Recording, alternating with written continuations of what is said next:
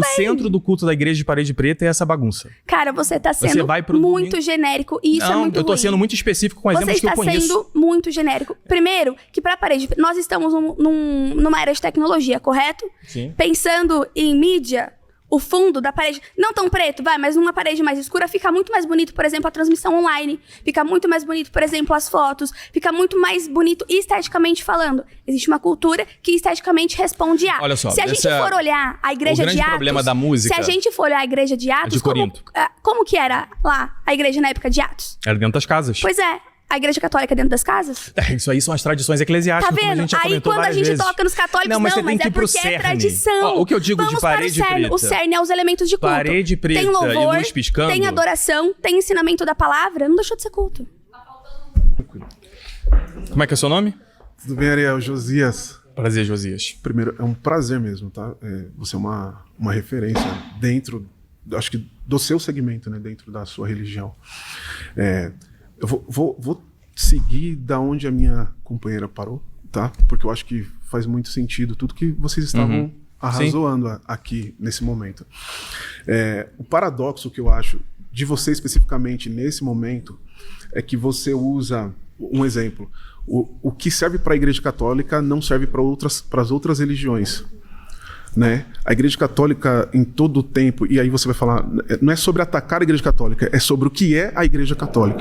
Né? Você aqui usou termos de que da bagunça das igrejas de parede preta, de todas essas questões, mas a Igreja Católica ela cresceu em corrupção, em bagunça, prostituição.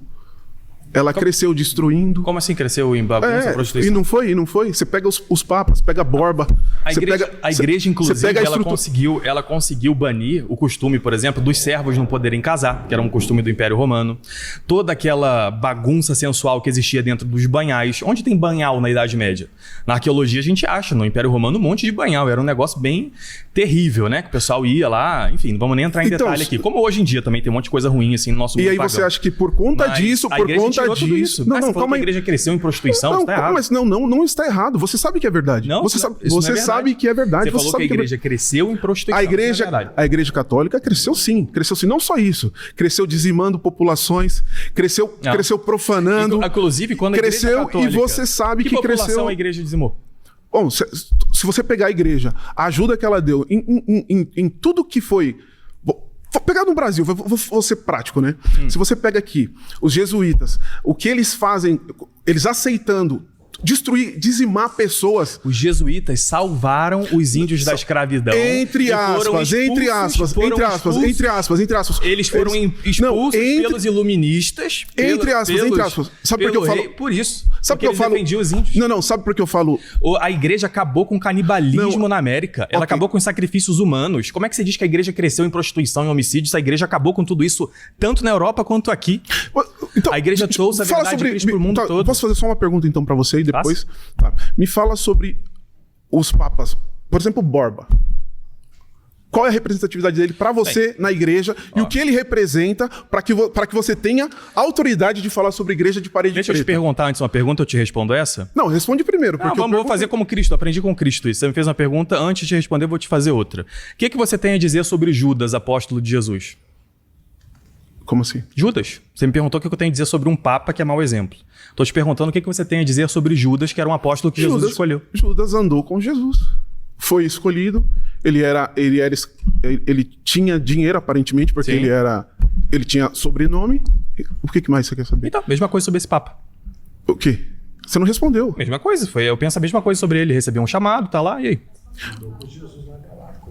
Que daí? Mas é que você não respondeu nada. Essa pergunta não tem sentido. Fala, o que você acha do papo? Ué, tá lá. Eu te fiz essa pergunta porque você aqui argumentou, Qual que é o problema? Que hoje tem bagunça só porque a parede é preta. Você não falou isso? Eu falei que parede preta... Quantos maus exemplos... Não, e o que eu estou te falando, quantos maus exemplos a Igreja Católica deu? Como que você acha que a Igreja Católica tem moral para falar sobre? A Igreja já ensinou alguma dessas coisas? Não tem. Hã?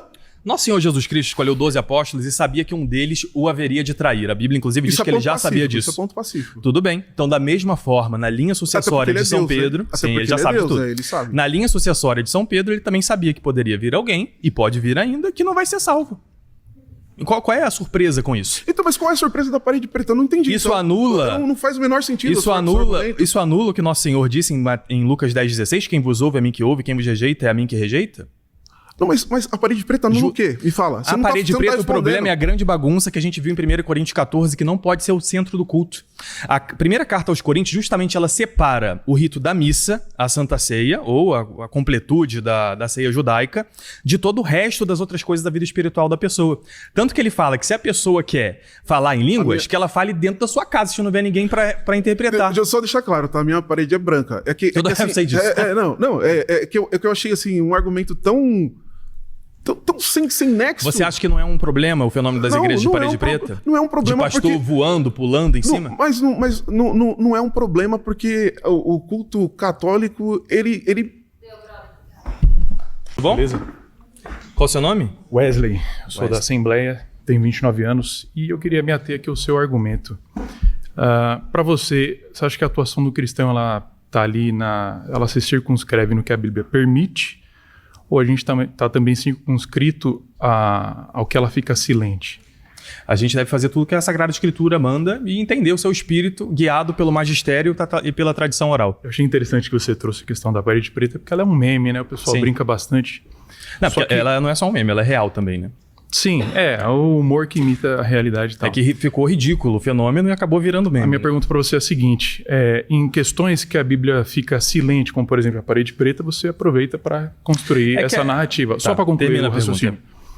Só que em questões que a Bíblia proíbe expressamente, tem católicos que cumprem, como por exemplo a veneração a imagens, esses fazem esse joguete de palavras que não é adoração, é veneração, mas você pega lá no latim e olha a acepção da coisa mesmo, é prestar culto, né? Então eu queria entender como que é essa sua lógica de o que a Bíblia fica silente, a gente vai e pune a exemplo da parede preta, e o que a Bíblia proíbe, a gente descumpre e finge que não viu. Não, o que precisa é entender a Bíblia como um todo, né? Colocá-la dentro do seu contexto, ver o que os cristãos sempre fizeram na tradição, já que São Paulo disse, né? Pra gente seguir aquelas tradições que foram ensinadas, sejam elas orais ou escritas. E quando a tradição contradiz o texto, a gente faz o quê? A gente não deve seguir uma tradição que contradiz o texto, ela nunca contradiz o texto. Não fará as imagens do que está acima, nem do que está abaixo. Isso a gente já vai falar, na próxima afirmação a gente vai falar sobre isso. Não é exatamente sobre isso. Mas o meu ponto não é a cor preta da parede, não é como a luz está, sim, mas é o espírito dessa coisa que contraria 1 Coríntios 14. Os apóstolos são o fundamento da nossa igreja, da Jerusalém Celestial. E o que eles falam aqui é que tudo deve ter ordem. Que aqueles que vão fazendo bagunça na igreja, todo aquele espírito assim que coloca o homem no centro. Você concorda comigo que essas igrejas colocam o homem no centro? Nesse cenário, sim. Eu entendi que você usou a simbologia.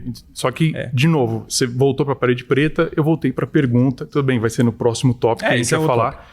Só que o problema é essa lógica. O que a Bíblia fica silente, vocês aproveitam para, sei lá, tripudiar em cima desse tema, e as proibições expressas vocês passam por cima. A gente já falou sobre isso no outro bloco, mas o que a Bíblia diz é que tem por exemplo, tem alguns mandatos aqui dos apóstolos que não estão escritos. Por exemplo, em 3 João, no versículo 13 a 14, nós temos aqui: tinha muito que escrever, mas não quero escrever-te com tinta e pena. Espero, porém, ver-te brevemente e falaremos de boca a boca. Ou 1 Coríntios 11, que eu já trouxe aqui, de que São Paulo fala sobre as outras coisas da ceia, eu vos falarei quando estiver aí, vos ordenarei quando estiver aí. Então,